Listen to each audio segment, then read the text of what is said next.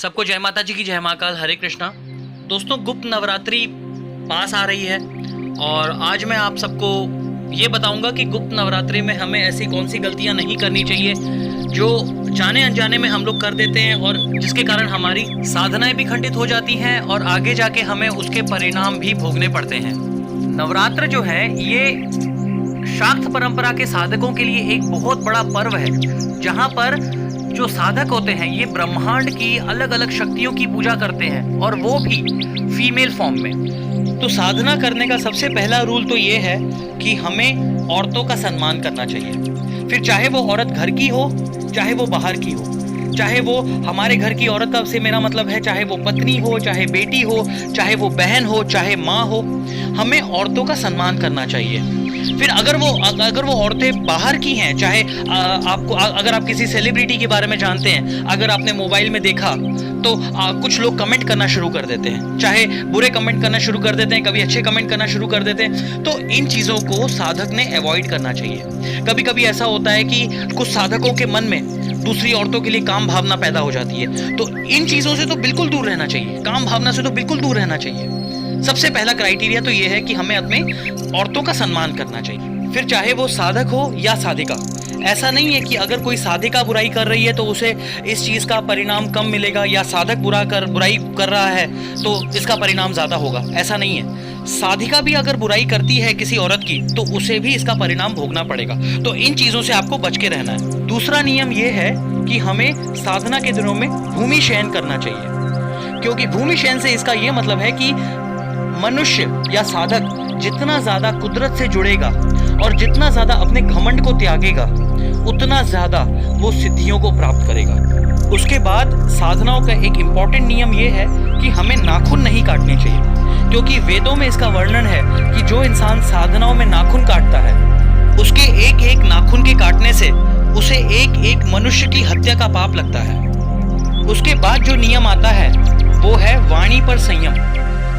हम अगर साधना में हैं तो फिर हमें कोशिश करनी चाहिए कि साधना के दिनों में हमें कम बात करनी चाहिए, क्योंकि जब कोई इंसान मंत्र जाप करता है और उसकी ऊर्जा उत्पन्न होती है और उस वक्त अगर वो किसी और के साथ बेमतलब की बातों में लग जाता है और बेवजह झगड़ों में लग जाता है तो मुंह से जो उत्पन्न की हुई ऊर्जा होती है वो मुंह से बाहर निकल जाती है और इस तरह फल जो होता है वो उसका क्षीण हो जाता है।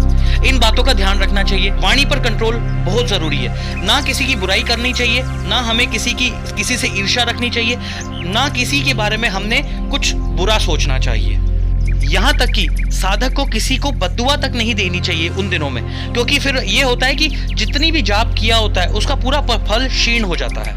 आप खुद ही सोचिए, जिनकी साधना हो रही है वो शक्तियां क्षमाशील हैं और परोपकारी हैं, तो अगर उनकी अब साधना आप कर रहे हैं और एट द सेम टाइम आप किसी को बद्दुआएं दे रहे हैं तो क्या आपको सब सिद्धि मिलेगी? क्या वो शक्तियां आपको सिद्धि देगी?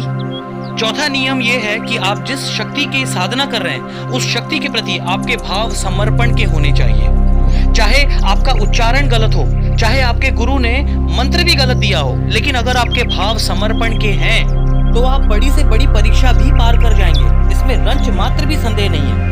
पांचवा रूल ये है कि अगर आप साधनाओं में हैं और उन दिनों में आपके घर की कोई औरत रजस्वला है यानी पीरियड्स में है तो आपने उनसे थोड़ा सा डिस्टेंस बना के रखना होगा। इसका मतलब ये नहीं है कि आप उन्हें धिक्कारें या फिर दूर रखें या फिर उन्हें घृणा की नजर से देखें, ऐसा नहीं है। ये भी एक औरत का गहना है। रजस्वला होना एक औरत का गहना है और इंसान को उस औरत की इज्जत करनी चाहिए। कोशिश करें उन दिनों में उनसे कम मेहनत करवाओ, यहाँ तक कि खाना भी खुद ही बनाओ, अपना खाना खुद बनाओ, अपने बर्तन खुद मांजो, अपने कपड़े खुद धो, ताकि इसलिए नहीं कि उसका हाथ गलती से आपके सामान को ना लग जाए, बल्कि इसलिए कि आप उनसे मेहनत कम करवाओ। कुदरत ने उन्हें ये मौका दिया है आराम करने का, और उनसे मेहनत करवा के, उनसे घर के काम करवा के एक इंसान महापाप करता है और साधक को इस महापाप से हमेशा बच के रहना चाहिए। तो आपके घर में अगर कोई औरत साधना के दिनों में रजस्वला हो जाती है, फिर वो चाहे आपकी पत्नी हो, आपकी माताजी हो, आपकी बेटी हो या आपकी बहन हो, आप उनका सम्मान करें, ना कि उनसे घृणा करें।